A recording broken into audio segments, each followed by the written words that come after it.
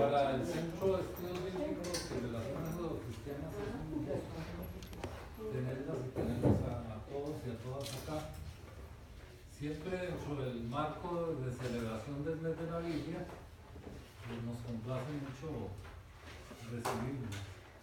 En esta ocasión vamos a disfrutar de una charla que se llama Exégesis Bíblica a la luz del Concilio Vaticano II. Pero antes, tal vez algunos avisos parroquiales que siempre son necesarios.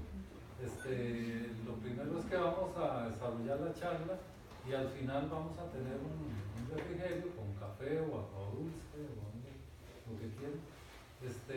Para eso me gustaría saber quiénes toman café, porque si no, a veces se nos queda el café, no estamos dispuestos así a estar desperdiciando café.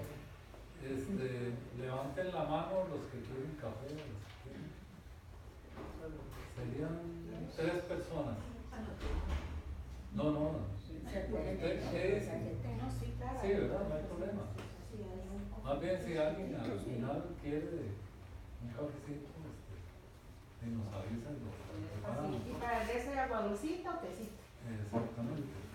Otra cosa es que queríamos invitarlos desde ya a la última y siguiente charla que estará a cargo del profesor David Castillo, que es el próximo jueves 28 de septiembre a las 6:30 igual de la tarde acá mismo. La charla se va a llamar Biblia y Fundamentalismo, así que quedan cordialmente invitadas y invitados. Y también queríamos aprovechar para promocionar un bolsito que diseñamos para las personas que quieran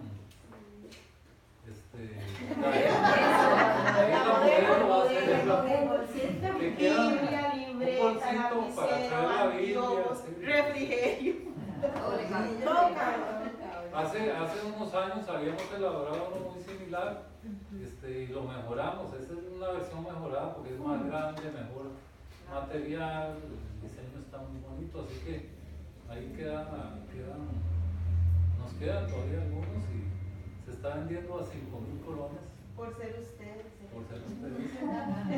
Y nos ayudan a financiar las obras aquí de salud.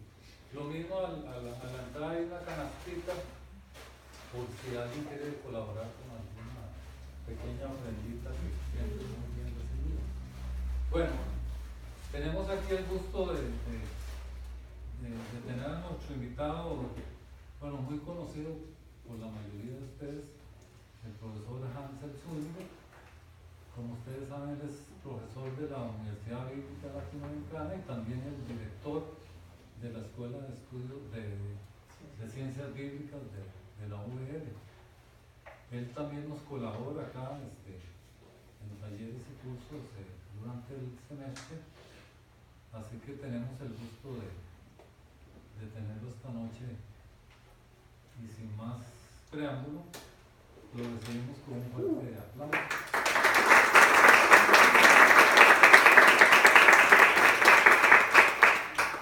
Muchas gracias, buenas noches a todos y a todas. Hoy me disfracé de político. Que por lo de político que no me hizo, ¿verdad? Bien, hoy quisiera trabajar con ustedes el resultado de una investigación, compartirles el resultado de una investigación que se desarrolló finales del año pasado, inicios de para la Cátedra de la Reforma en la Universidad Bíblica Latinoamericana, siendo que en el 31 de octubre del 2017 se cumplirán 500 años del inicio del movimiento de reforma dado por Martín Lutero en Wittenberg, en Alemania. Entonces, para el mundo cristiano es un hito este inicio del movimiento de reforma al norte de Alemania, en las iglesias luteranas y posteriormente en todo lo que vendrá después de la reforma.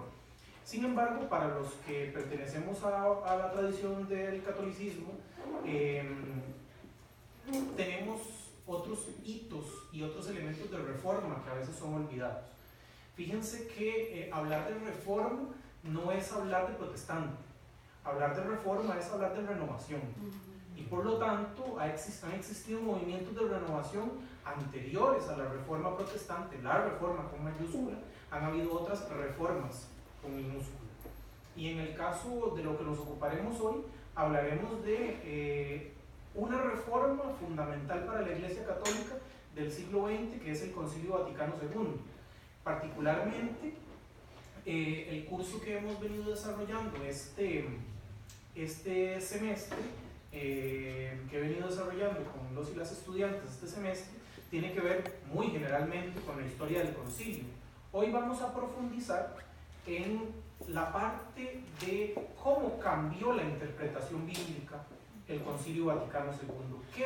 ¿Cuáles fueron los elementos que hacen un antes y un después en esta lectura de la Biblia, en los acercamientos particularmente de corte histórico, de corte crítico? Y ya vamos a ver qué significa crítico, qué significa histórico. Entonces, vamos a desarrollarlo, pienso que 1 hora 10 minutos, una cosa así, para luego dar un espacio de preguntas, de comentarios, de retroalimentación.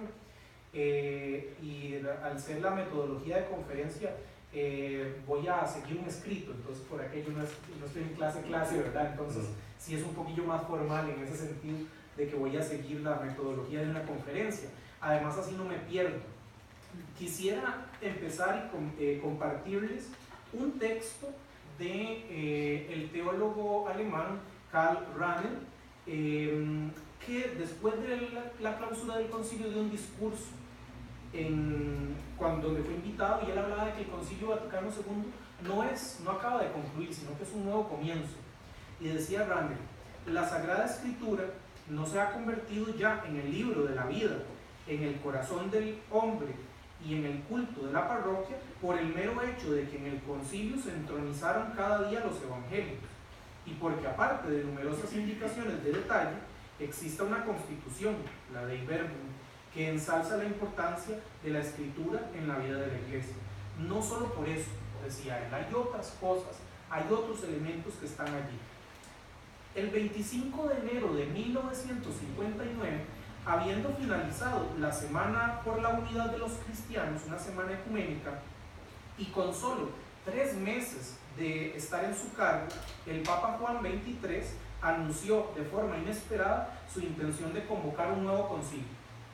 La decisión fue controvertida, no solo por las reacciones que provocó, sino porque la sombra del inconcluso Concilio Vaticano I, que fue casi 100 años antes, en los años 1870, por esas fechas, nunca fue concluido. Al no ser concluido, siempre quedó esa espina de qué hacíamos, si concluíamos o hacíamos uno nuevo posteriormente. Se trataba entonces de una continuación para abordar aspectos no tratados en el Concilio Vaticano I, o más bien sería algo novedoso. Muchos teólogos estimaban que luego de varias definiciones en la historia de la Iglesia no habría que pensar en más concilios, porque las proclamaciones de fe después del siglo XIX y XX en el mundo católico estaban en manos del Papa.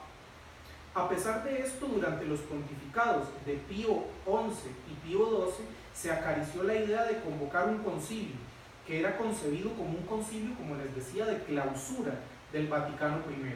Es decir, para Pío XI y Pío XII no era un concilio novedoso, sino más bien una continuidad y una clausura. No obstante, la idea de Juan XXIII era totalmente distinta. Él siempre afirmó que la convocatoria del concilio le había venido como inspiración espontánea de algo nuevo.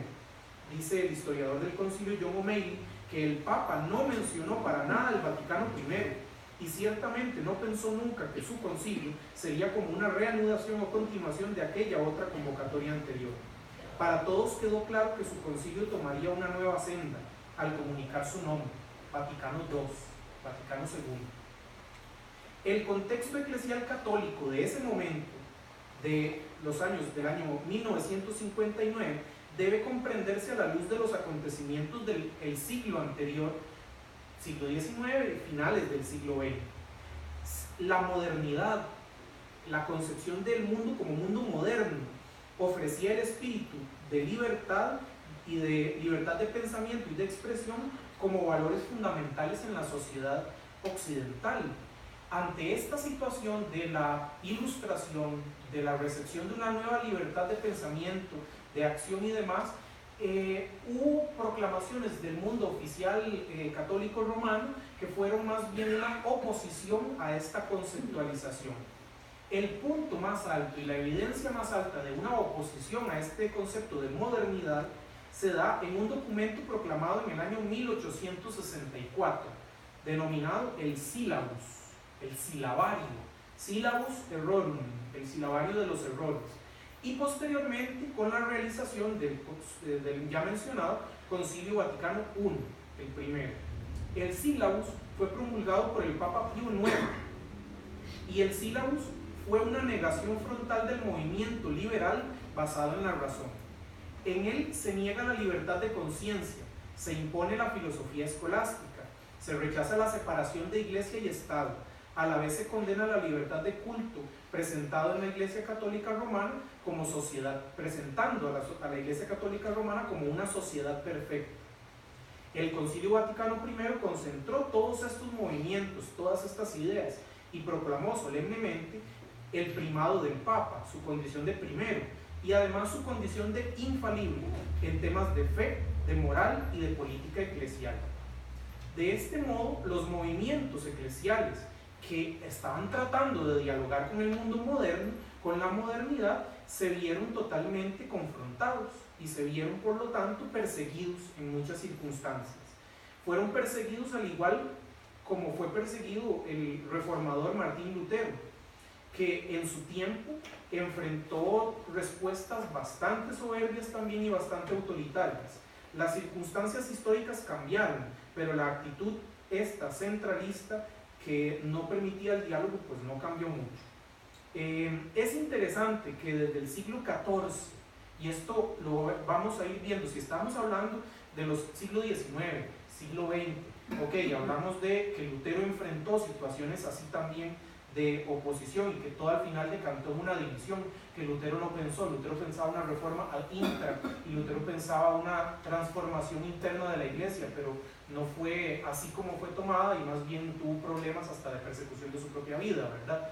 Entonces el movimiento tomó otro rumbo totalmente, y además de línea política, porque ciertos sectores de los reinos de Alemania apoyaron a Lutero en su división, no con la intención de reformar la iglesia, sino con la intención de independizarse. Pues también tuvo una línea política, la reforma que uno no puede negar y ver solamente como algo religioso, porque no lo fue.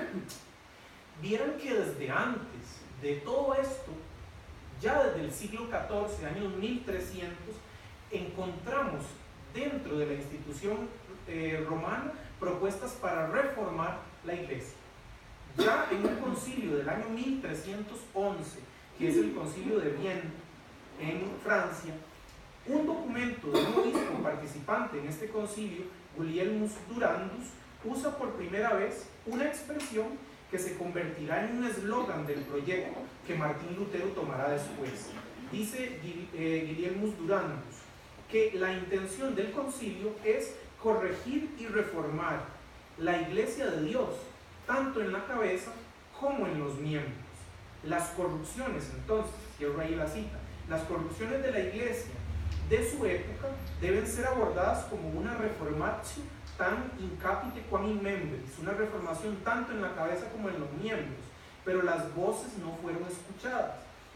Y los concilios posteriores trataron el tema de forma periférica, sin nada más por un ladito, por encima, hasta la crisis del siglo XVI, que ya fue incontenible. Precisamente como respuesta a la crisis del siglo XVI, el Concilio de Trento, convocado en el año 1545 y que tuvo varios momentos en que se detuvo, fue la respuesta católica a esa reforma protestante. Entre la condena del protestantismo y la adaptación, los padres del concilio se preocuparon por los aspectos doctrinales contra las tesis de la reforma, así también como por la disciplina, por cuestiones prácticas. Pero en palabras de un historiador del concilio, amigo de Giuseppe Alberigo, participante en la elaboración de la historia del concilio, Benard, ni la obra doctrinal ni la obra disciplinar del concilio de Trento fue radicalmente nueva, porque tenía un aspecto apologético, era defenderse de esos movimientos de reforma nacidos y posteriormente convertidos en el mundo protestante. Muchos temas quedaron sin ser tratados, pues los principios jurídicos del derecho canónico y del nuevo catecismo que se elaboró en Trento acapararon, y el primer catecismo en realidad, acapararon el horizonte de toda esta discusión. Se produjeron guerras de religión entre grupos católicos y grupos protestantes, fundamentalismos desde ambos bandos que, considerando tener la verdad, no buscaban el diálogo y también promovieron odio, violencia y muerte en muchos estados de Alemania, de Francia y de otros lugares que se vieron invadidos por estos conflictos religiosos. Y las diversas también formas de entender la iglesia nacieron en estas circunstancias. Es más o menos hasta el siglo XIX, ya habiendo pasado 2, 3 siglos, donde las aguas bajan, ¿verdad? Donde las cosas se ponen un poco más tranquilas y ya ese conflicto entre ser católico o ser protestante, pertenecer a una nación católica o a una nación protestante, no es tan serio. Ya las generaciones han pasado y las guerras de religión también han amainado, han bajado un poco. Entonces, dentro del mismo mundo católico empiezan distintos movimientos que buscan reformar y cambiar, acercarse al mundo protestante, unificar, no en el sentido de hacer una sola cosa, sino de dialogar con el mundo evangélico, con el mundo de tradición protestante, y son movimientos que buscan también recuperar las fuentes del cristianismo, movimientos que llamaremos movimientos teológicos de renovación, movimientos de renovación preconciliar, movimientos que buscaban, por ejemplo, buscar las fuentes de la tradición en los padres de la iglesia, el movimiento patrístico, movimientos que buscaban renovar la vida y la celebración de la iglesia, el movimiento litúrgico, ante una liturgia que poco o nada le decía a la gente que estaba allí como espectadora, porque no eran participantes, era una cuestión de espectador exclusivamente, al menos de la gran mayoría de los que estaban allí. Un movimiento que trata de buscar en otros países y en otros continentes incluso, al darse cuenta de la diversidad de culturas de un mundo muchísimo más diferente del que pensábamos, se dan cuenta de que hay momentos en los que el cristianismo debe salir del lugar donde está y misionar. Entonces se da un movimiento misionero en países como África, como Asia, que ya venía dándose en otros momentos, pero se entiende no la misión como una cuestión de convertir a la gente al cristianismo, sino de dialogar con las otras tradiciones, culturas y religiones milenarias también, incluso más que el cristianismo, muchas de ellas, ¿verdad? Entonces, no solamente en ese mundo no cristiano, sino también dentro del mundo cristiano, ahora en Europa, descristianizado, secularizado totalmente. Un autor, Henri Godin, y Daniel, escriben un libro que se llama Francia, país de misión, la France, pays de misión, y preguntan cómo hacer para llegarle a toda esa gente que ya no le interesa nada la religión, que no le interesa nada la fe. Entonces se preguntaron cómo misionar en medio de esas circunstancias, y el libro tuvo mucha recepción también. Y por supuesto, hubo un movimiento de corte ecuménico que tiene que ver con el diálogo con las iglesias no católicas, iglesias cristianas no católicas, que empezaron entonces a encontrarse, a dialogar. Habían círculos de estudio ya de personas católicas y protestantes que se reunían a leer la Biblia, por ejemplo, todo esto previo al concilio. Entonces la misma gente dictó ese cambio, ese reto para la institución eclesial. Y por supuesto, todas estas personas que en su mayoría hacían esto y que movían los movimientos, y hasta la fecha mueven los movimientos eclesiales, son laicos. Por lo tanto, se dio un movimiento laical muy fuerte, y el Concilio Vaticano II reconoció el papel del laico, el papel del no sacerdote, del no ordenado, que se dedica a esta vida cotidiana, a la vida secular. Entonces, todos estos movimientos son movimientos previos que van a repercutir en el concilio, y nos vamos a centrar particularmente en uno de esos movimientos. Si estamos hablando que el movimiento de los padres, el movimiento patrístico, es la pregunta por la tradición antigua de la iglesia, pues por supuesto en esta tradición y en estos fundamentos antiguos de la iglesia está la escritura, la palabra de Dios, la Biblia. Y se dio entonces un movimiento bíblico muy fuerte, una recuperación de la lectura de la Biblia en el mundo católico. Y esto inició con problemas, con dificultades. Un sacerdote dominico, que yo siempre digo que casi le pongo una velita todos los días, Marie-Joseph Lagrange, en los años finales de los 1800, inicios de los 1900, es el precursor de esta corriente en el mundo católico. Inicia con una lectura histórica, con una lectura crítica de los textos bíblicos, aplicando la crítica textual, buscando manuscritos, la teoría de las formas, la arqueología, y para hacer todo eso se fue a vivir a Jerusalén. Y yéndose a vivir a Jerusalén funda la escuela bíblica, la famosa École Biblique. Para todos los que tienen Biblias de Jerusalén, son herederos de esa escuela bíblica de Jerusalén. Dominico, ¿verdad? Dominico de Marie-Joseph Lagrange. Funda la escuela bíblica que hasta la fecha funciona, y la famosa revista Revue Biblique, que daba investigaciones de punta en ese momento, ¿verdad? Y hasta la fecha lo hace. Pero esa institución y Lagrange tuvieron problemas con el magisterio oficial, con estos movimientos. La fecha es 1900. Él es de 1855 hasta 1938. La fundación de la escuela bíblica no lo preciso, pero es finales del siglo XIX, inicios del XX, ¿verdad? Donde se da todo eso. Él tuvo problemas con el magisterio eclesial en todo esto, incluso tuvo momentos de exilio en el que lo movilizaron, estuvo itinerante en todo esto, sufrió bastante en su movimiento y por los cuestionamientos, porque decían que era infiel entonces a la lectura de la Biblia y a la palabra, que era más bien la obra contraria a lo que él quería promover, una lectura cercana y más actualizada, en el sentido de decirle a la gente de hoy qué está diciendo el texto y qué importancia tiene el texto para la vida de la iglesia. Tuvo muchos problemas, y como les digo, hasta más o menos los años de finales del siglo XIX, él tuvo alguna respuesta positiva. En el año 1893, el Papa León XIII publica una encíclica famosa que se llama Providentissimus Deus. En esa encíclica él afirmó, aún así con cierto miedo y demás, porque el ambiente todavía era bastante complejo, él afirmó que, y cito textualmente, la utilización de la Divina Escritura influya entera en la disciplina de la teología y sea casi su alma. Esto es una frase paradigmática, que la Sagrada Escritura sea el alma de la teología, sea el punto de partida, es un elemento que no se veía en siglos, ¿verdad? Que no se vivía en siglos, porque la teología que se desarrollaba en el ambiente oficial católico romano desde el siglo XI, siglo X, es una teología que toma como fundamentos la filosofía escolástica, la filosofía de Anselmo de Canterbury y particularmente de Tomás de Aquino, que retoma categorías griegas, categorías aristotélicas, y por lo tanto la reflexión filosófica y teológica es más importante que la misma reflexión bíblica, que se utiliza como un recurso secundario.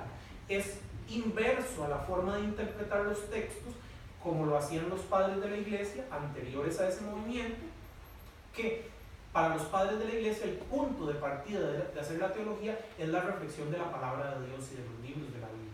Todos los comentarios, particularmente de los padres, ustedes pueden buscar comentarios de San Agustín, de Orígenes, de San Juan Crisóstomo, y de todos ellos, y son comentarios a libros de la Biblia. Son comentarios al Génesis, comentarios al Evangelio de Juan, comentarios al Eclesiástico, al Eclesiastés. Entonces, los primeros siglos de la iglesia fue una reflexión en torno a la escritura, pero cuando llega un movimiento filosófico distinto, eso se invierte. No es que todos los escolásticos siguieran los mismos métodos, pero sí es cierto que la Sagrada Escritura pasó a un segundo plano, desde el siglo XI hasta el siglo XIX con Lagrange. Entonces, por eso es que el mundo protestante desde el siglo XVI con Lutero, que pide a partir de su sola escritura, leer la escritura, leer la Biblia, y por supuesto la traduce al alemán. La escritura deja de ser un texto escrito en latín para personas que conocían solamente la lengua de la liturgia y del culto, y llega ahora a la gente. Entonces, ese llegar a la gente hizo que en el mundo protestante los estudios históricos de la Biblia, la arqueología y otros desarrollos de la filología, por ejemplo el estudio del griego, del hebreo, se hizo primero que en el mundo católico. Fue anterior. Nos llevaban 3-4 siglos de ventaja en los estudios históricos, críticos, ¿verdad? Y además también hay que reconocer, al no tener un magisterio centralizado no habían sanciones para estas personas, había más libertad de pensamiento y de desarrollo que en el otro lado, donde había más una tendencia filosófica clara, ¿verdad? Y magisterial establecida de eso. Entonces, digamos que estos lugares de encuentro entre el mundo católico y evangélico hicieron que el mundo católico empezara a renovarse también, a preguntarse por sí mismo cómo conocer nuevos espacios para abordar el texto, nuevas formas, y también acercarse a la palabra de Dios de una manera más directa. Muchos de ustedes todavía son herederos de esos vestigios de que la Biblia en el mundo católico no debía tocarse. Había gente que le decía, no lea eso porque se puede volver loco. La Biblia no la lea, no la toque, porque eso es muy difícil, ¿verdad? Menos el Apocalipsis, Dios libre. ¿Ah? Eso todavía se hablaba y se decía, usted es evangélico porque andaba una Biblia. Inmediatamente, como si eso no perteneciera también a la tradición del cristianismo católico, ¿verdad? Entonces, son los efectos de siglos después de este olvido, de este segundo plan que tuvo la Biblia en el mundo católico. Entonces, León XIII da este primer paso, habla de la Sagrada Escritura como alma, y luego otro papa, Pío XII, el anterior a Juan XXIII, publica otra encíclica que se llama Divino Aflante Spiritu, y en esta Divino Aflante Spiritu ya se ve reflejada las intenciones del padre Lagrange. Aquí ya se habla directamente de que la Biblia no es solamente una fuente de argumentos para pelear con el protestante, sino que más bien es la base de la doctrina de la Iglesia, que no debe ser un punto de división, sino de encuentro. En este mismo documento se habla de la importancia de estudiar la historia, la crítica histórica, habla de la orientalística, de estudiar los pueblos como Egipto, como Babilonia, como todo el entorno mesopotámico para entender el entorno de la Biblia. Ya Pío XII asume estas formas y también en los géneros literarios en el estudio de la Biblia. La encíclica Divino Aflante Spiritu es muy importante, ya estamos hablando de los años 1930 1940, ¿verdad? Donde ya se está aproximando el hecho del Concilio Vaticano II, ¿verdad? Ustedes ven que hay un hilo que va guiando aquí todo esto. Aún así, como todavía no había pasado el concilio, los tiempos eran turbulentos y habían conflictos para quienes se animaban a estudiar la Biblia de esta forma, a nivel histórico, más crítico. Hubo prohibiciones que cayeron contra profesores, incluso en la misma Roma, en el Instituto Bíblico de Roma de los jesuitas, dos padres jesuitas como Max Servig y Stefano de Lionet fueron expulsados de la cátedra años antes del concilio, ¿verdad? Y durante el concilio todavía siguieron así. Entonces hubo conflictos entre el Pontificio Instituto Bíblico y otras universidades en estas épocas de los años 60, finales de 50, 60, ¿verdad? Que es la convocatoria del concilio. Hay que esperar hasta el Concilio Vaticano II para poder entender esta cristalización de un movimiento, esta condensación de un movimiento que duró mucho tiempo, ¿verdad? Y que que tuvo muchas turbulencias antes de lograrlo. Por eso entonces, en esta convocatoria del año 59 del Concilio Vaticano II, tenemos que entender que la Iglesia Católica se da cuenta por primera vez en mucho tiempo, o al menos lo expresa de una manera pública y oficial, que es necesario reformarse y adecuarse a las formas del mundo moderno, no para olvidar el Evangelio y predicar otra cosa, sino para predicar el mismo Evangelio con el lenguaje del mundo moderno. Dejar de hablar un idioma que no se entiende y trasladar el mensaje de Jesús en palabras que la comunidad humana entiende, ¿verdad? Entonces, no vamos a comprender, al menos yo no comprendo, el Concilio Vaticano II, porque a la gente, cuando hablan del concilio, se nos dice, me presta el Concilio Vaticano II y sacan el libro, ¿verdad? Sacan el libro del concilio. Y esos son los documentos conclusivos del concilio, eso no es el concilio, ¿verdad? El concilio no es un producto de una reunión, y mucho menos un hecho aislado en la historia de la Iglesia, sino que tuvo todos estos antecedentes. El concilio es sobre todo un acontecimiento, Esta palabrita yo la subrayo. El concilio es un acontecimiento porque reunió un montón de formas de pensar, de paradigmas y de maneras de entender, por lo tanto, el mundo. En palabras de Hans Küng, dirá él en un texto vendido, apenas se convoca el concilio, publica un libro y en esta fase de preparación fue muy influyente en los medios de comunicación. Dice en ese libro que se llama El Concilio y la Unidad de los Cristianos, el Concilio y la Unión de los Cristianos, dice que puesto que la iglesia se deforma constantemente, tiene constantemente que reformarse. La iglesia es siempre reformada, dice él, tiene que estar en continua reforma. Y eso era una idea que asustaba a mucha gente porque la palabra reforma era protestante, ¿verdad? Pero en este caso lo está aplicando en ese sentido de lo que significa reformarse. Entonces, el Concilio Vaticano II no es tampoco, es algo absolutamente novedoso, pero no es una ruptura que despedazó todo lo anterior, como mucha gente lo concibe, sino que el Concilio Vaticano II es un proceso, una continuidad con todos estos acontecimientos del siglo XVIII y siglo XIX. Pero también es una novedad, evidentemente, y es una ruptura, es las dos, continuidad y ruptura, en este sentido, porque cambió y se distingue fundamentalmente de los concilios anteriores. Las dimensiones de participación que se dieron, la cantidad de obispos, de peritos y de gente incluso de otras iglesias no católicas que fueron observadores del concilio, la producción, la cantidad de textos, la aceptación de observadores externos a la iglesia, la revisión por parte de personas que incluso no compartían el cuerpo doctrinal católico, el interés de la prensa internacional. Ya estamos en un mundo que está en un proceso de globalización, entonces fue un acontecimiento que salió en los medios de comunicación y todo, eso no había pasado en los otros concilios, ¿verdad? El asunto fue totalmente interconectado por los medios de comunicación y en evidenciar particularmente la pluralidad teológica ad intra del catolicismo. Pensar y darse cuenta, esto se vio reflejado en el concilio, en los debates de los padres conciliares, que el mundo católico no era un bloque unitario, monolítico, que todos pensaban igual. No es cierto, y hasta la fecha no lo es, ¿verdad? Hay una pluralidad de dimensiones, hay grupos, incluso, ustedes lo saben, que no se llevan bien entre sí, hay conflictos, hay dilemas de poder. O sea, el mundo católico es mucho más complejo de lo que uno pensaba. Ahora veníamos de una reunión del Foro Interreligioso de Costa Rica y nos decía el amigo judío Eric Sharp, así, disculpen que yo pregunte a cada rato, pero es que usted es católico, usted también, pero todos piensan diferente. Sí. Yo no sé qué. ¿Quién es católico focolar? ¿Quién es católico del movimiento San Egidio? ¿Quién es franciscano? ¿Quién es esto? ¿Quién es los otros? Por supuesto, desde fuera no se entiende. Yo creo que desde dentro tampoco, pero es bastante complejo, es un movimiento muy plural. Entonces, gracias a Dios, ¿verdad? Porque la pluralidad refleja esa riqueza.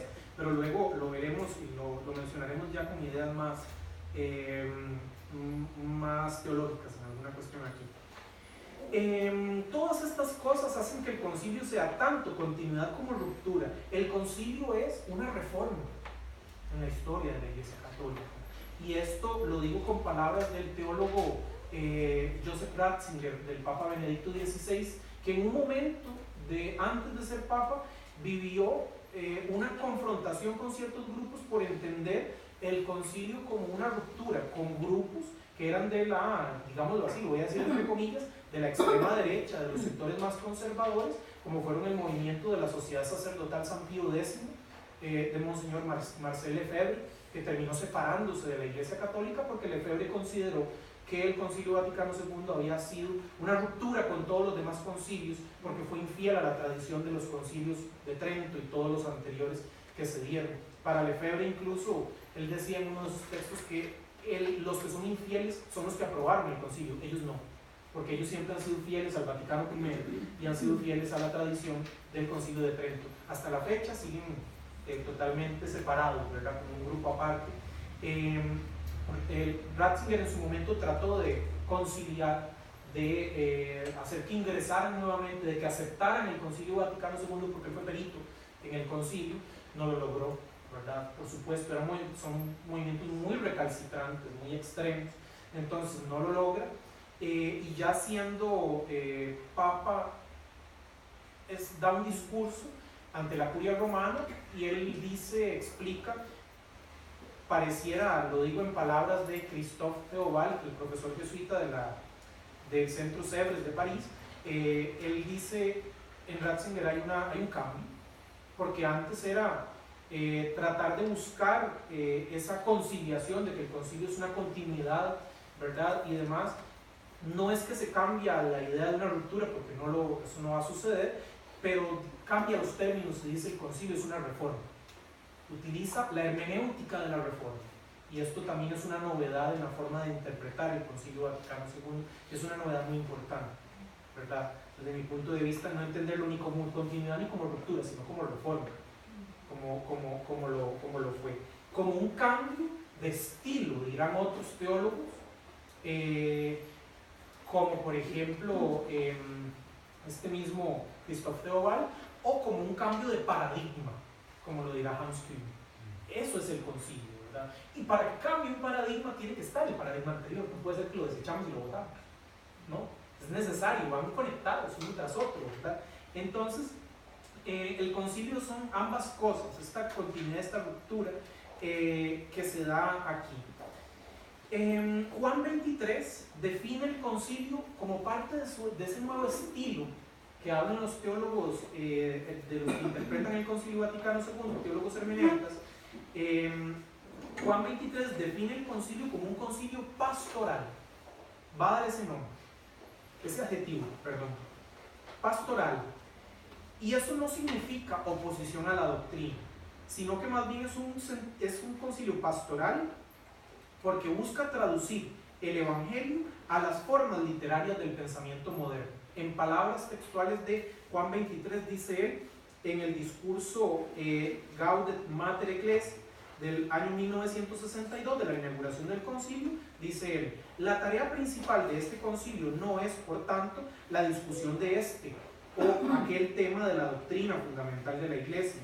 Una cosa es la substancia de la antigua doctrina, del depositum fidei, y otra la manera de formular su expresión, y de ello ha de tenerse en gran cuenta, con paciencia si es necesario, ateniéndose a las normas y exigencias de un magisterio de carácter predominantemente pastoral, dice Juan 23 en el inicio del concilio. Es un nuevo estilo, una nueva forma de hablar, de comunicar el Evangelio y hacerlo cercano a los hombres y las mujeres del siglo XX.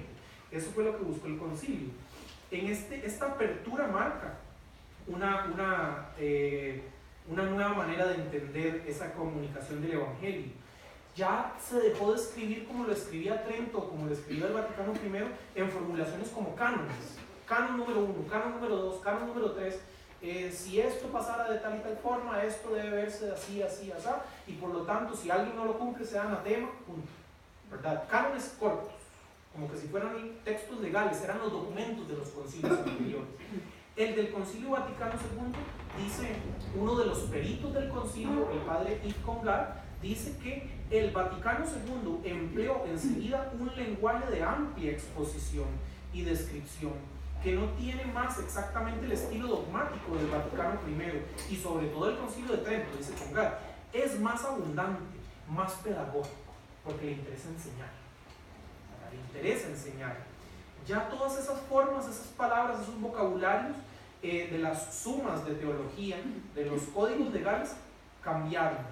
El vocabulario es diferente, va a decir O'Malley. Las palabras horizontales y de igualdad predominan, porque se habla de pueblo de Dios. El concilio habla de hermanos y hermanas. El Concilio Vaticano II habla de palabras de reciprocidad, porque habla de colaboración, de cooperación, de mutua ayuda. El concilio deja las palabras de exclusión y más bien impulsa a la interioridad, a los carismas, a los gozos, a las esperanzas. El concilio utiliza términos de desarrollo, de progreso, de evolución, incluso hablando con todos estos términos. Le interesa, ¿verdad? Hablar con palabras del mundo moderno. De esta forma, el concilio no puede ser un suceso, o no debe ser comprendido como un suceso aislado en la historia, sino que es una continuidad de todo esto y una novedad, una ruptura, una reforma en este cambio que venimos viendo.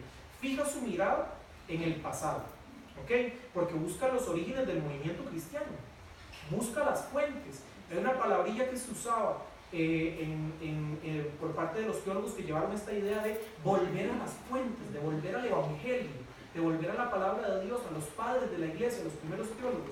Y estos teólogos franceses decían que es un ressourcement, un volver a la fuente, volver a la fuente que está allí presente. Pero también es hablarle al presente, pasado, ahora presente. Hablemosle al presente con un idioma comprensible y para poder desarrollar las ideas que la gente está viviendo en su vida cotidiana. Y por eso Juan 23 es una palabra italiana que ustedes alguna vez han escuchado. El concilio es un aggiornamento, un poner al día. Un aggiorno, ¿verdad? Aggiornamento. Colocamos al día. Y también, pasado, presente, nos invitó, que esto tal vez lo destaco como una de las cosas más importantes, nos invitó a no quedarnos ahí, sino que hay que mirar al futuro. El Concilio Vaticano II nunca pensó que iba a ser el último. Los padres conciliares nunca pensaron en una idea de algo definitivo, absoluto, acabado, aquí estamos diciendo todo y se acabó. No, porque así como el ser humano evoluciona y las sociedades cambian, también hay que buscar nuevas formas de hablar a esas sociedades en épocas posteriores.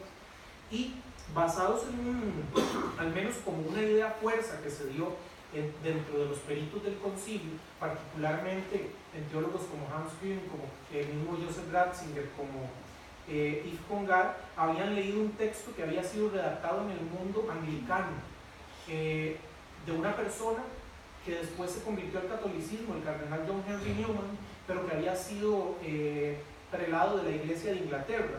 Escribió un libro muy famoso que se llama El desarrollo de la doctrina cristiana, sobre el desarrollo de la doctrina cristiana.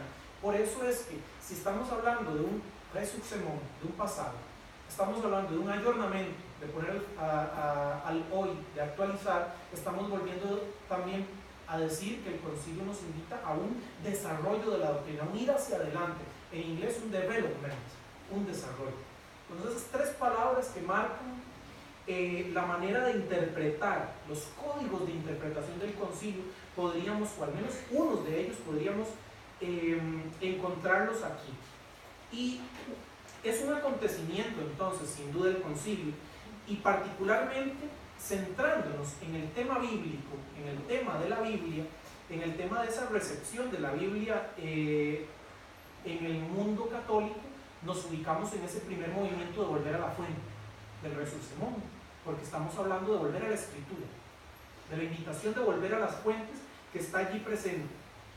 ¿Qué implicaciones tuvo y qué implicaciones tiene leer la escritura, leer la palabra de Dios, pero leerla con los pensamientos, con los códigos, con las maneras de pensar y entender que las personas que los redactaron lo hicieron? ¿Qué reto tiene leer la Biblia en un código histórico? ¿Es un peligro o es una amenaza? Porque mucha gente lo ha visto así, incluso hasta el día de hoy, ¿verdad? Se entiende como algo peligroso. Y a esto que llamamos métodos históricos, como les digo, se les ha llamado métodos histórico-críticos, así se les llama. Críticos en el sentido, no de que sea una destrucción de todo, sino crítico en el sentido de que genera una nueva forma de interpretar, una crisis, una nueva forma de entender. Entonces, estos métodos histórico-críticos tratan de fijarse en el pasado del texto, en los mundos en los que se escribió, en estas historias. El Concilio Vaticano II dice en el documento Dei Verbum, el numeral 12, en el numeral 12 concentra varios elementos de ese método histórico-crítico de lo que Lagrange había dicho años antes, decenas de años antes, ¿verdad? Y quedó condensado en este numeral. Dice el concilio: Dios habla en la escritura por medio de hombres y en lenguaje humano. Por lo tanto, el intérprete de la escritura, para conocer lo que Dios quiso comunicarnos, debe estudiar con atención lo que los autores querían decir, y Dios quería dar a conocer con dichas palabras. Para descubrir la intención del autor, hay que tener en cuenta, entre otras cosas, los géneros literarios. Hablar de la Biblia como literatura. Pues la verdad se presenta y se enuncia de modo diverso en obras de diversa índole histórica, en libros proféticos, poéticos o en otros géneros literarios. el intérprete indagará lo que el autor sagrado dice e intenta decir, ojo, según su tiempo y cultura, por medio de los géneros literarios propios de su época. Para comprender exactamente lo que el autor propone en sus escritos, hay que tener muy en cuenta los modos de pensar, de expresarse, de narrar que se usaban en el tiempo del escritor, y también las expresiones que entonces más se solían emplear. La escritura, finalmente, se ha de leer e interpretar con el mismo espíritu con el que fue escrita.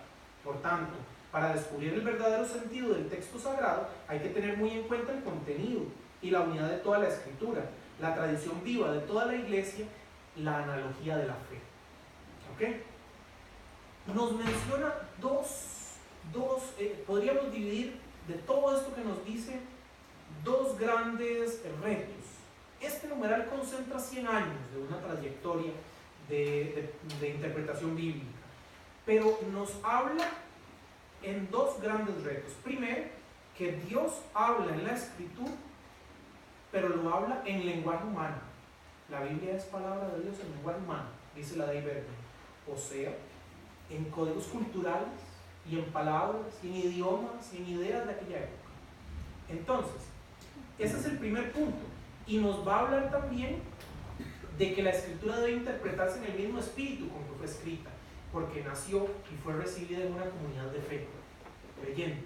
Tiene que responderle también a ese mundo. Nació con una lectura de la experiencia de la fe de un pueblo, por lo tanto tampoco podemos obviar el otro punto. Voy con el primero, que es la de la escritura en lenguaje humano. El punto de partida de esta idea que está detrás de la Constitución de Dei Verbum es el concepto de revelación y de inspiración. Cuando nosotros decimos que la Biblia es palabra de Dios, estamos expresándonos en un lenguaje analógico, simbólico, metafórico, porque la palabra, valga la redundancia, tiene que ver, lo buscamos en un diccionario y nos va a decir que una palabra es una emisión de un sonido a través de cuerdas guturales o una escritura representada gráfica, ¿verdad? Según los idiomas, las lenguas y las formas. Y bueno, no estamos hablando entonces de que bajó un ángel del cielo y le dijo, tome nota, le voy a dictar, o alguien le puso los ojos en blanco y se olvidó de todas las circunstancias que estaba viviendo, entonces escribió poseído. No se está hablando de eso, eso no es inspiración, ¿verdad? El concilio no está hablando en esas categorías, sino más bien que es la narración de hombres y mujeres que han vivido en su historia la acción de Dios y la han expresado en formas y géneros propios a su época. En la Constitución Dei Verbum es Dios mismo quien se encarna en la sociedad y se muestra mediante palabras humanas. En palabras de Luis Alonso Shekel, el rector del Bíblico de Roma, en el momento en el que se dio el Concilio Vaticano II, el cura jesuita, dice Luis Alonso Shekel, haciendo interpretación de este texto de la Dei Verbum, que Dios emplea las palabras de los hombres como medio de comunicación. En las palabras de los autores toman la palabra tradiciones más antiguas, se hace presente la sociedad de su tiempo. Esas palabras pasan a nuevos contextos de experiencia religiosa, se incorporan a textos nuevos. Entonces, la Constitución sobre la divina revelación, la Dei Verbum, mantiene esta idea de una revelación de Dios sobrenatural y una revelación de Dios natural, que es una división de la teología escolástica, la mantiene allí, pero da pasos avanzando hacia la importancia de entender la Biblia como una expresión de un lenguaje humano. Entonces, en realidad nosotros tenemos que, y tal vez aquí viene la propuesta de lo que quería decir en este punto, no es que la Biblia sea palabra de Dios en cuanto sea una textual caída del cielo. La Biblia no cayó del cielo, sino que más bien debe ser vista como un movimiento que viene de cómo el ser humano percibe a Dios actuando en su vida y en su entorno. Es un movimiento no de arriba para abajo, sino de abajo para arriba, de búsqueda de sentido. Es palabra de Dios en cuanto nos habla acerca de Dios, en cuanto nos habla de las experiencias de la vida y de la historia en las que Dios y el pueblo de Israel vio presente a ese Dios. esta tal vez es una primera provocación que va más allá, y aquí me amparo del development de John Henry Newman, para decir que no es solamente quedarnos en el pasado, sino que hay que entender que hay que ir más allá de la misma constitución de Iberville. Lo dirá Christophe Theobald, este teólogo que les menciono. El concilio no pensó nunca en estos códigos culturales de la Biblia, tampoco lo tenía ahí presente. Dio el primer paso, pero nunca pensó en avanzar un poco más allá. No podría hacerlo, era en los años 60 también, ¿verdad? Entonces hay que entender que apenas estaba empezando una lectura de la Biblia. Esta forma de entender la Biblia como estatuto cultural no fue pensada teológicamente del concilio, pero dice Theobald, se desprende como una tarea pendiente. Los recientes acercamientos retóricos, narrativos, sociológicos, antropológicos dan cuenta que podemos asumir la Biblia en su naturaleza humana, en su profunda riqueza cultural, sin negar su dimensión trascendente como oportunidad de ver, y aquí viene la ruptura de esto, sobrenatural y natural, de más bien entender que lo divino está presente en lo humano, que no hay oposición entre sobrenatural y natural, sino que lo natural es sobrenatural, porque Dios se ha mostrado en la historia. El cristianismo no entiende la historia de la salvación como una historia paralela. La historia humana es historia de salvación, porque el Dios de Israel es un Dios que actúa en la historia, y porque el cristianismo va incluso más allá, considerando que Jesús es la encarnación de Dios en la historia. Entonces, es más bien separar es más bien dejar de pensar en esas separaciones dualistas de sobrenatural, natural, ¿verdad? Más bien entender que la Biblia es inspirada no porque cayó del cielo, sino porque ella en sí misma es inspiradora, que es diferente. Es una idea novedosa, digamos, en esta línea que va un poco más allá. La Biblia no es, inclusive, voy un poco más allá de esta línea, sino solamente inspirada, sino que es sobre todo inspiradora. No se puede pensar la Biblia como un texto exclusivamente religioso. La Biblia no es un texto exclusivamente religioso, sino que es un compendio cultural de un montón de cosas. En la Biblia puedes encontrar anales de guerra, como en Josué. En la Biblia puedes encontrar textos económicos, como los censos, en distintos fragmentos de la Biblia. Puedes encontrar libros de leyes, como el Levítico. Puedes encontrar libros de poesía, de lírica, de narración, incluso libros de amor erótico, como el Cantar de los Cantares, que no menciona a Dios una sola vez. Y está ahí.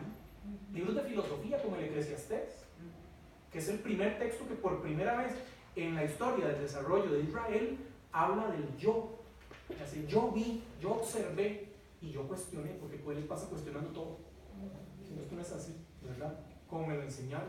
Entonces, en la Biblia encontramos una enorme biblioteca de textos, de obras literarias. No es exclusivamente religiosa, sino que más bien es una forma pluricultural, de un montón de culturas internas y de distintas formas de entender. Por eso es que evidentemente la Biblia no es patrimonio de las iglesias ni de las sinagogas solamente.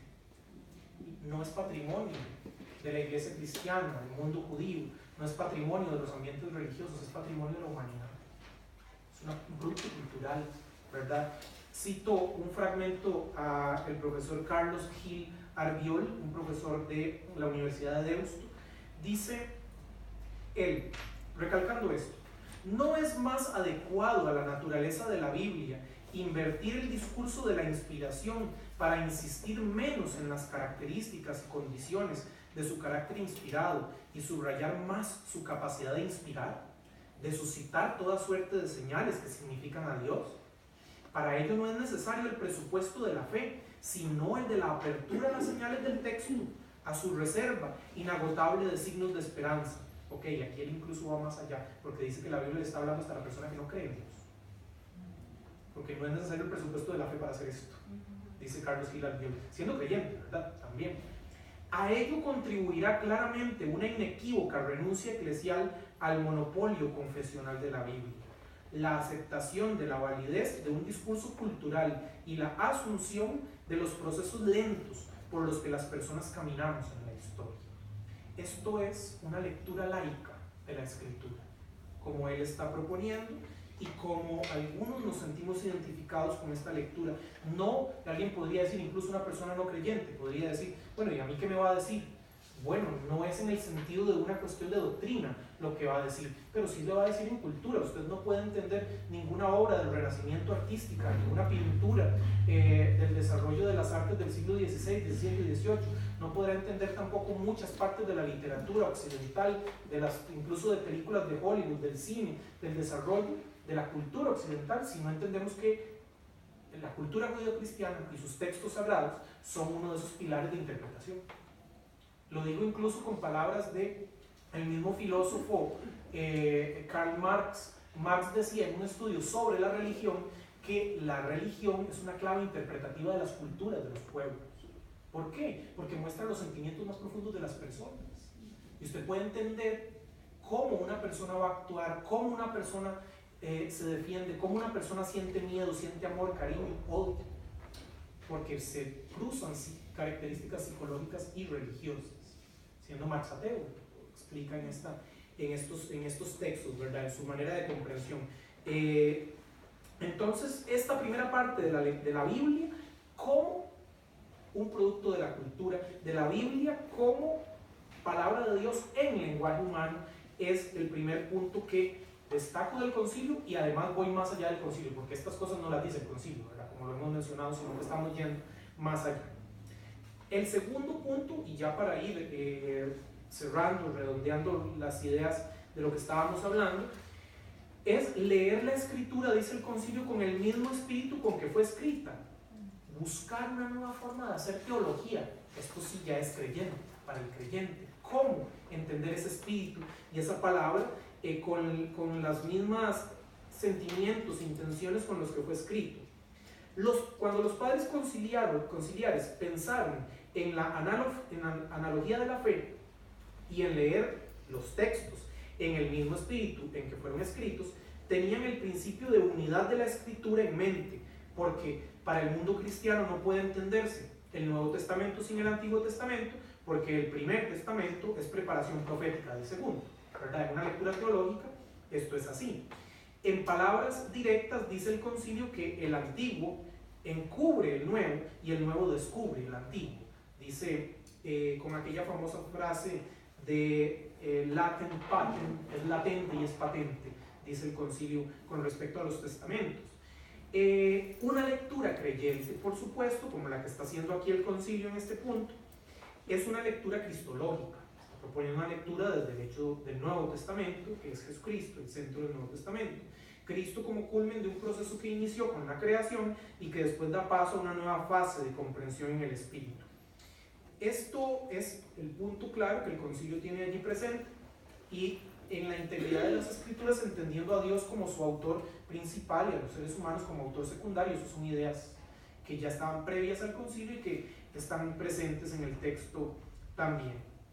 A veces debemos agregar a esto que esta integridad de la escritura, una lectura en el espíritu con que fue escrita, implica la responsabilidad con la comunidad de fe, con la comunidad que con mayor frecuencia acude al texto y le considera sagrado, la comunidad de los creyentes, la comunidad de los cristianos, cristianas, y del mundo judío también, y del mundo musulmán, que también acude al Antiguo y al Nuevo Testamento como textos sagrados.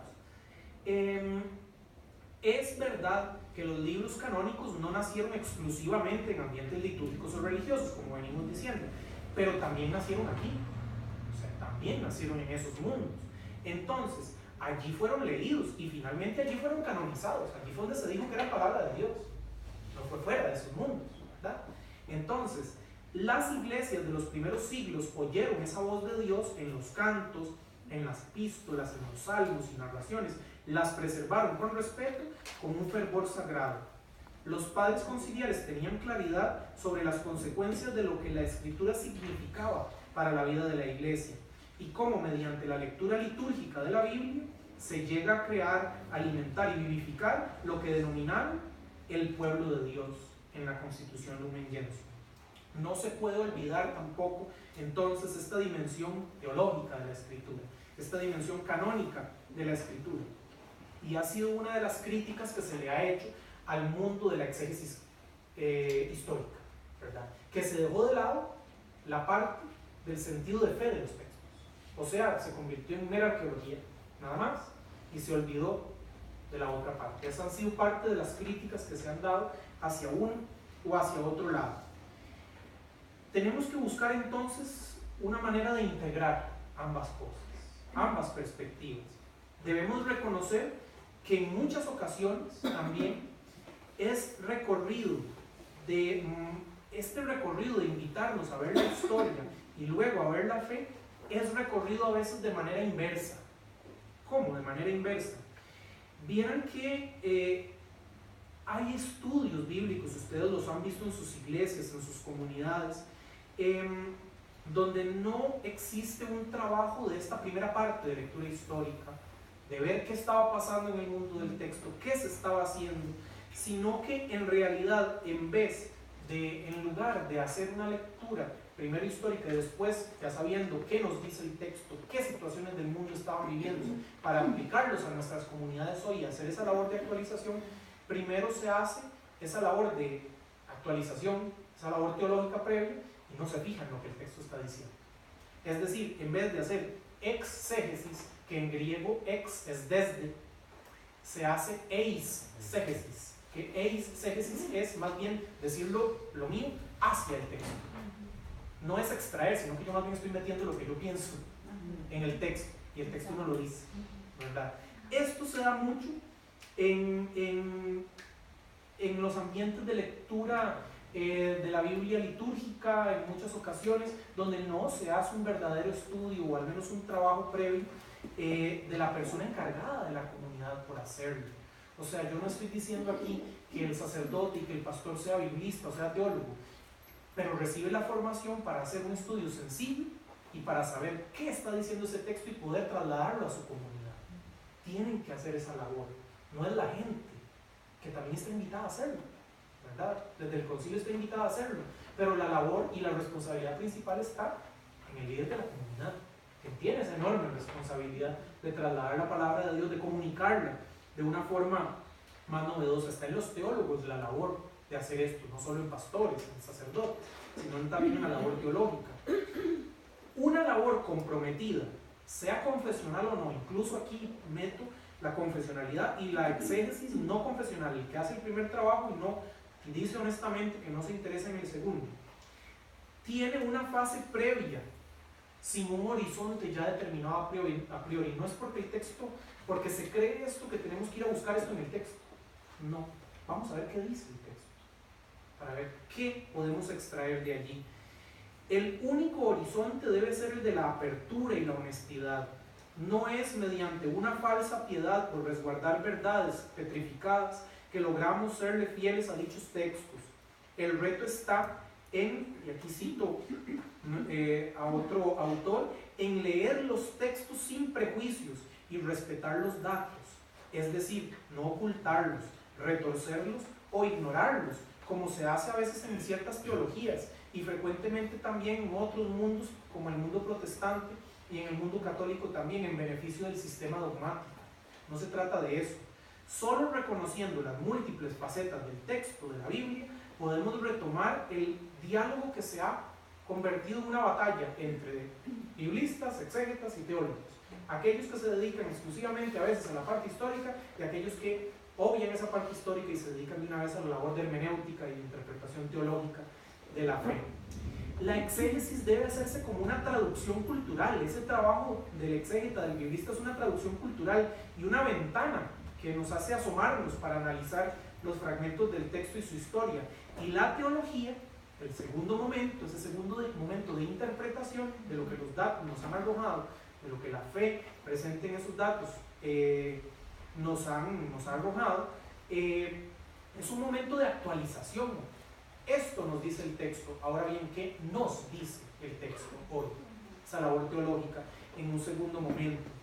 Es una relación entre los acercamientos históricos y entender que esa primera parte, la lectura histórica, no es un peligro, no es una amenaza, sino más bien es una posibilidad de interpretar la fe y ver cómo nació la fe de esa comunidad cristiana, de esas comunidades judías, de las comunidades del mundo hebreo que tenemos allí.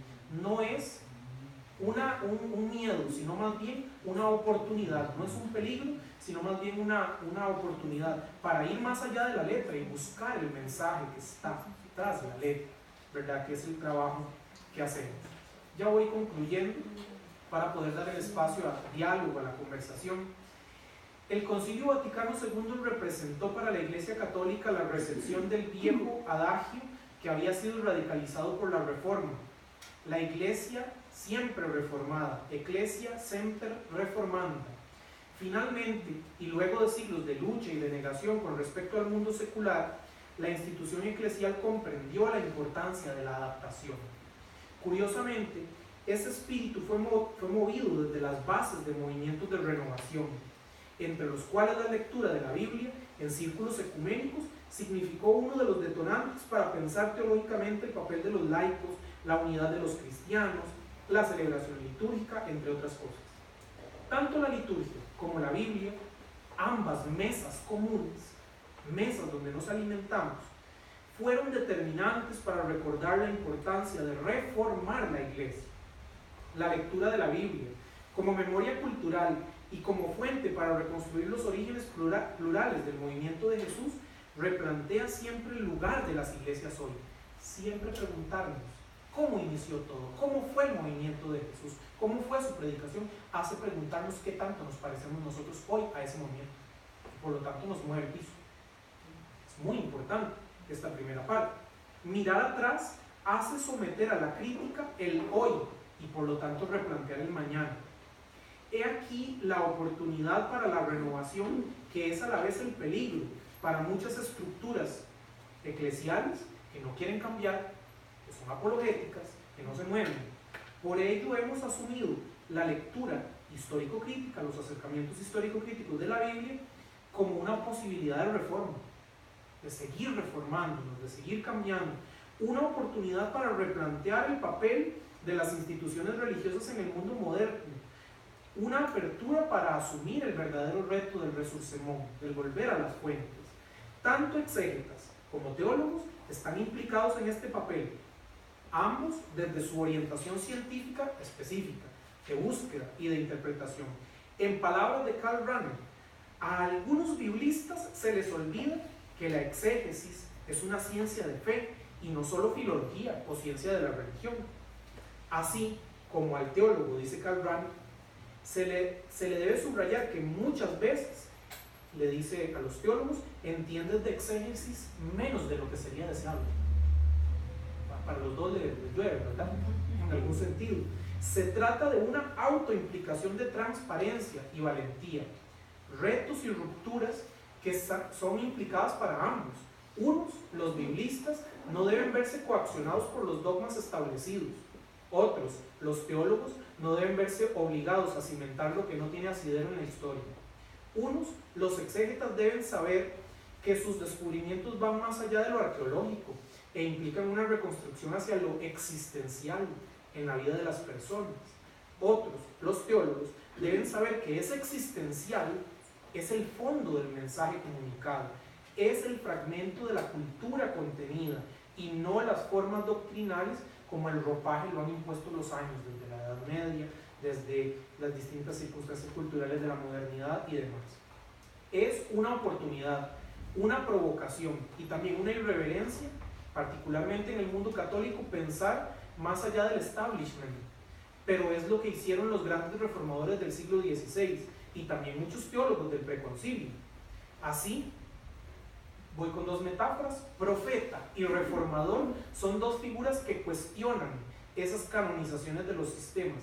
Y esta metáfora no es mía, es de Yves Congar. Congar dice en el texto que se llama Verdadera y falsa reforma en la Iglesia: contra todas estas degradaciones se alzaron los profetas, y contra todo esto se alzaron en la Iglesia también los reformadores, dice Congar.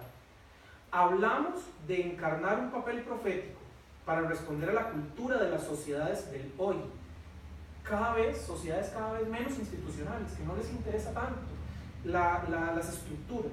Hay que leer los signos de los tiempos, y eso es una propuesta del Concilio Vaticano II. Leer los signos de los tiempos es una provocación necesaria, y estos signos vuelven su mirada a la vida concreta, a la cultura, a la historia en la que vivimos y nos desenvolvemos.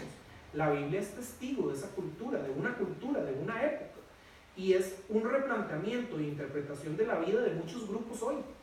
Por eso la exégesis nos invita a mirar atrás en el texto, pero también a mirar adelante, para ir más allá de dicho texto y de sus límites. Esto que estoy planteando es una labor provocadora, retadora. En fin y al cabo es una labor de reforma que nos compete a usted y a mí, creo, en esta sociedad y en este contexto eclesial. Muchas gracias.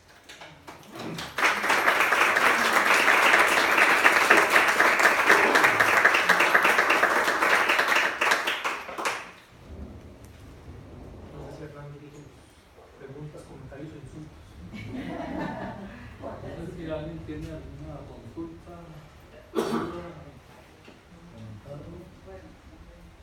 Yo tenía una curiosidad, a ver, porque cuando dices que leer la escritura con el mismo espíritu en que fue escrita, no sé si es posible que sea un ejemplo de eso, digamos, el canto de los siervos, del siervo doliente de Isaías, que fue escrita en un contexto y uno como católico cristiano lo va a leer y dice, está Jesús clarísimo, y no era en ese contexto ni con ese espíritu que fue escrito.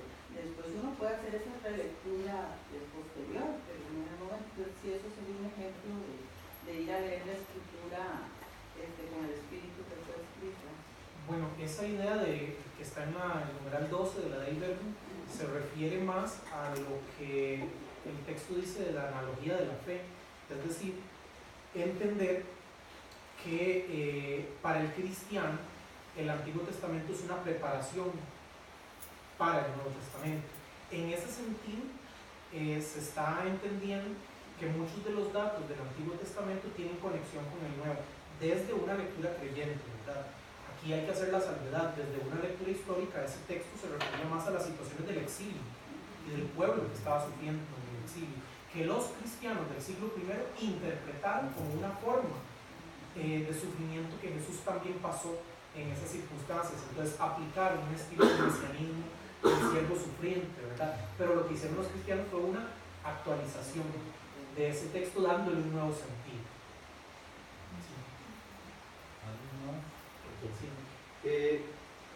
Dos preguntas en una. Hablaste de una corriente pro lectura de la Biblia, me parece que en 1855, creo que entendí eso, ¿verdad?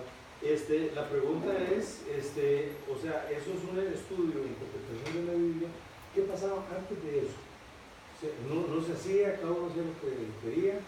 Y después la segunda pregunta que va pegadita es, antes de Concilio Vaticano II, me imagino que después de la reforma de Lutero, ¿qué acceso teníamos los laicos a la Biblia? ¿Habían, no habían? ¿Podían ir a una librería, comprar o no existía? Bueno, las dos son muy relacionadas, ¿verdad? Por los movimientos que se muestran. Existían movimientos de lectura incluso antes de 1855, ¿no? Ya inicios del siglo XIX. Es totalmente claro que en los países donde se vivían las dos grandes tradiciones, particularmente Alemania, ¿verdad?, que vive el mundo católico y el mundo protestante, usted tenía vecinos protestantes y vecinos católicos, por lo tanto habían ya encuentros de oración, encuentros comunitarios, pero todo eso no era oficial, a eso me refiero, que no había una lectura oficial en círculos y demás, incluso pastores y sacerdotes que probablemente se animaron a hacerlo. No conozco datos concretos, pero eso se daba en la vida cotidiana de ese momento. Entonces ya anterior a eso, digamos que en los siglos XVII y XVI el conflicto entre católicos y protestantes era muy político. Habían pleitos por territorios, por dominio y por control, entonces habían guerras de religión. Y estas guerras de religión derramaban mucha sangre y demás, entonces no se daba tanto como ya en el siglo XIX se empezó a dar, siglo XVIII, ¿verdad? Se empezó a dar porque ya había más tranquilidad en el ambiente y demás. Tanto que para los que conocen las facultades de las universidades públicas en Alemania de teología tienen dos facultades, la Facultad de Teología Católica y la Facultad de Teología Protestante, y ambas son públicas, financiadas por el Estado. Incluso hay educación religiosa católica y educación religiosa protestante en Alemania, ¿verdad? Entonces, desde hace ya bastante tiempo hay diálogo y encuentro entre las dos tradiciones. Incluso recuerdo que la biblioteca de la Universidad de Estrasburgo, que es de Francia, pero tiene una tradición alemana muy marcada por estar a la par de Stuttgart, tiene las dos facultades. Y antes tenía, incluso cuando había en esos tiempos de separación, tenían dos bibliotecas para las dos facultades. Y los dos compraban los mismos libros, pero como usted no fuera católico, no podía ir a la biblioteca protestante. Y si no era protestante, no podía ir a la biblioteca católica. Hasta ese nivel, ¿verdad? Había. Por supuesto que todo eso cambió después, y ahora hay una única biblioteca, y los trabajos son conjuntos y demás. Pero sí existía esas limitantes hasta el siglo XVIII, siglo XIX, que empezaron estos movimientos.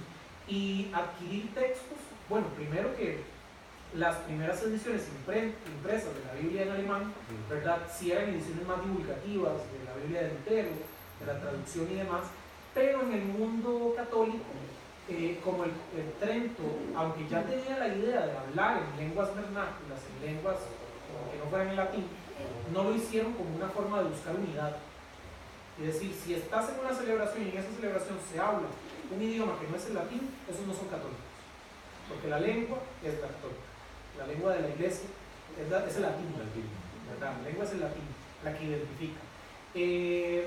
A pesar de que ya habían publicaciones y escritos y demás, Biblias así en concreto, en latín que podías encontrar en los estudios, en los seminarios y demás, podías acceder a alguna Biblia en alemán, tal vez en alguna edición en francés, pero no estoy seguro de traducciones tan accesibles, no lo eran, ¿verdad? Además que comprar literatura, si ahorita es caro, en esa época también, ¿verdad? Era un poco más, incluso más difícil de accesar porque las editoriales no eran las mismas. Eran escasas. Sí, era muy escaso el encuentro con eso. Sí. Cuando usted se refiere a que las expresiones ahí del Concilio Vaticano II dicen que hay que leer la Biblia bajo el contexto de cuando fue escrito, Sí. yo me puse a sudar porque habría que por lo menos saber un poco de hebreo para leerla bajo ese concepto. Bueno, me corrigen si no estoy en lo correcto. Y si ellos dijeran eso, obviamente el pueblo no tiene ese alcance, pues cuesta mucho, es muy difícil. Y tampoco yo puedo visualizar, digamos, como uno de los posteriores y eventos posteriores y a raíz de eso que se dice en ese consejo, la acción de la iglesia en el sentido de facilitar a los feligreses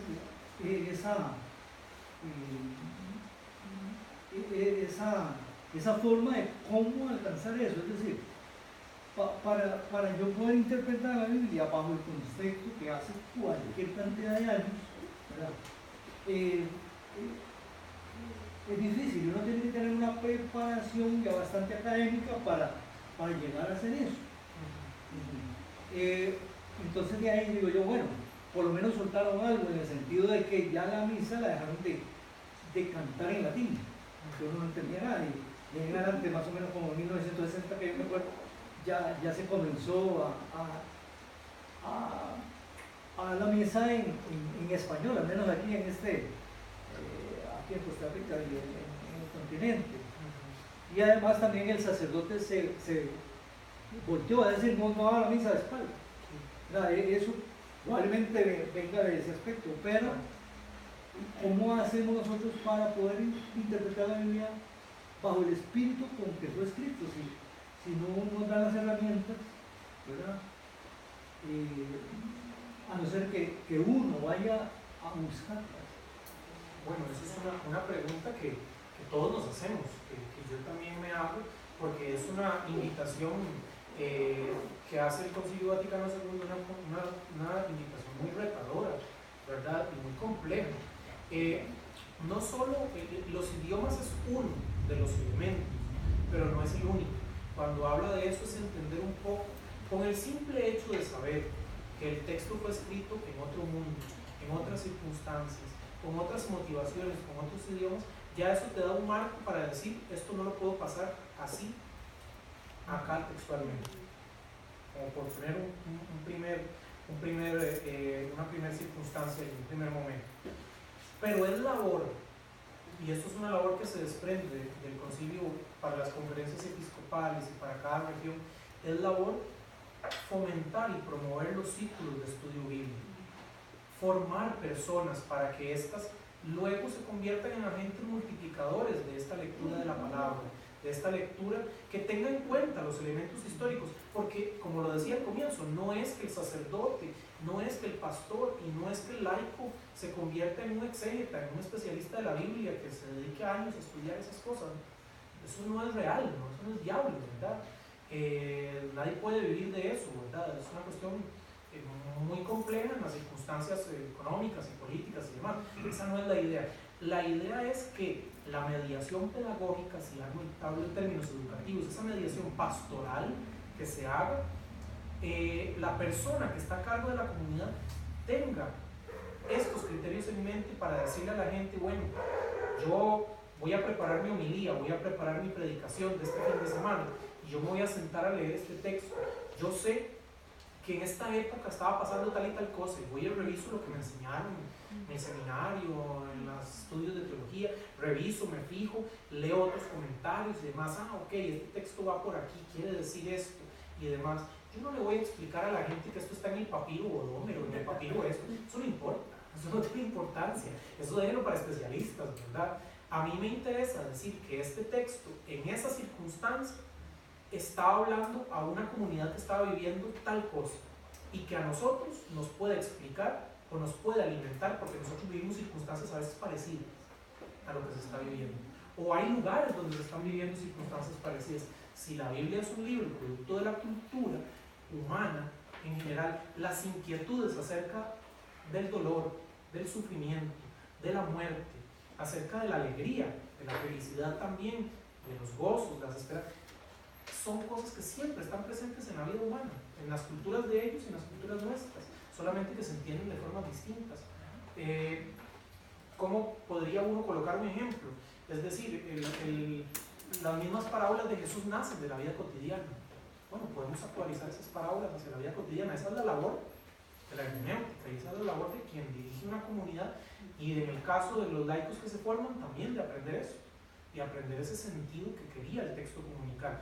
Pero es una labor muy retadora. Yo tampoco veo, a veces, al menos aquí en Costa Rica, sé que existen escuelas de formación, además de Serjuc, además de los claretianos, además de otras parroquias que organizan sus grupos de estudio bíblico y demás, pero son pocas siempre.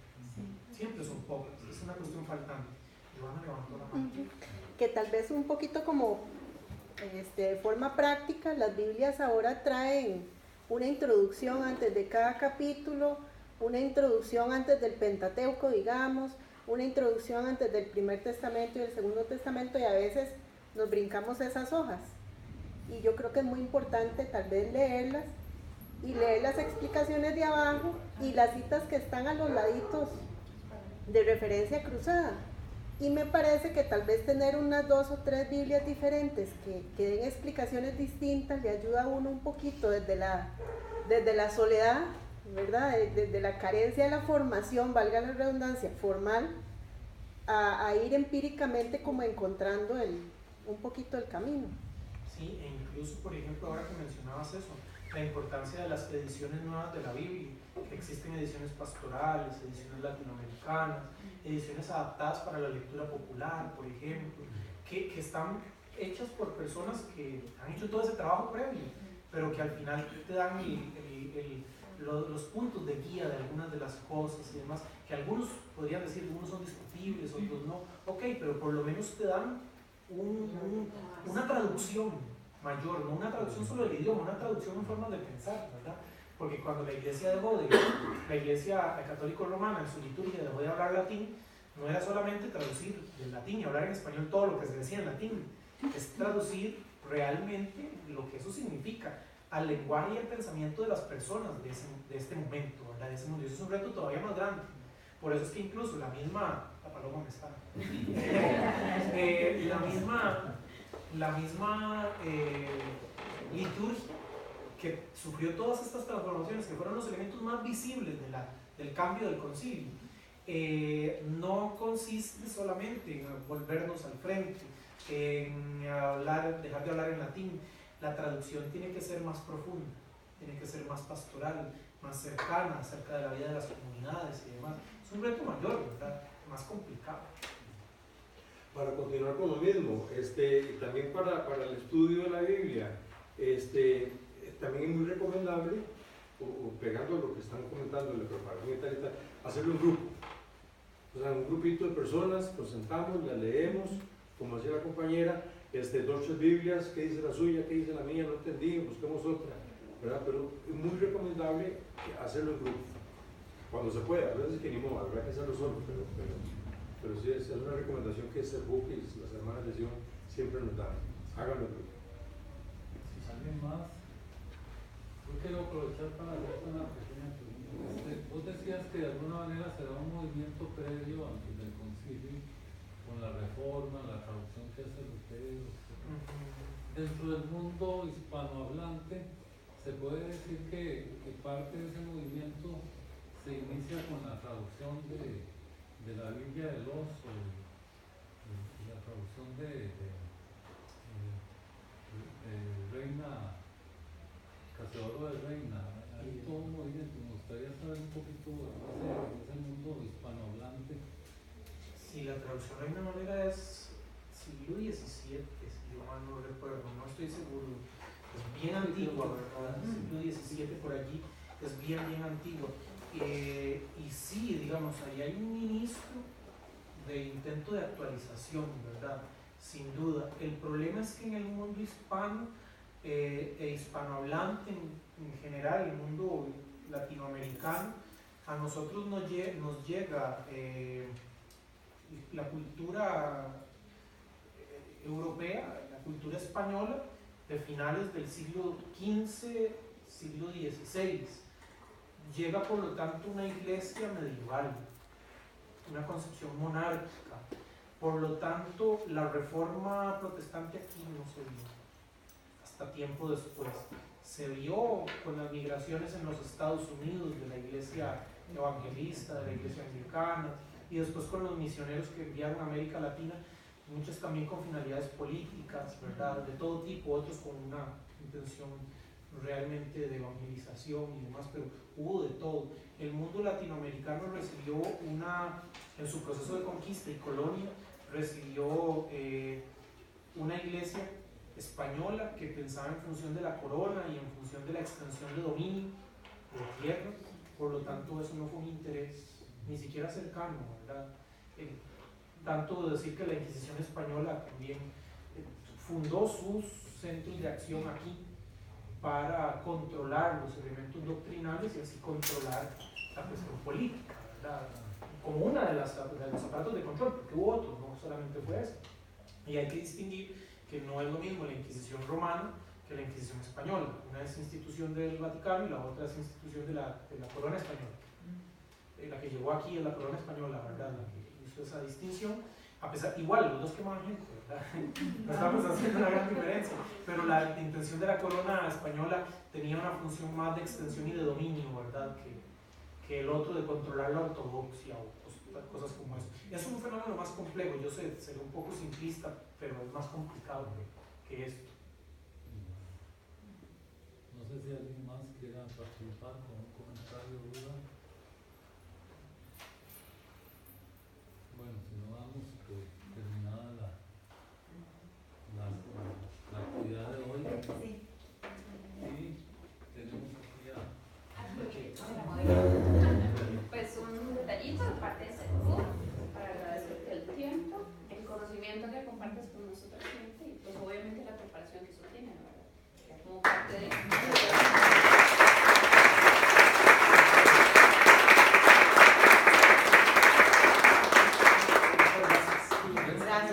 Recordándoles que el próximo jueves a la misma hora tendríamos la charla Biblia y Fundamentalismo con el profesor David Castillo.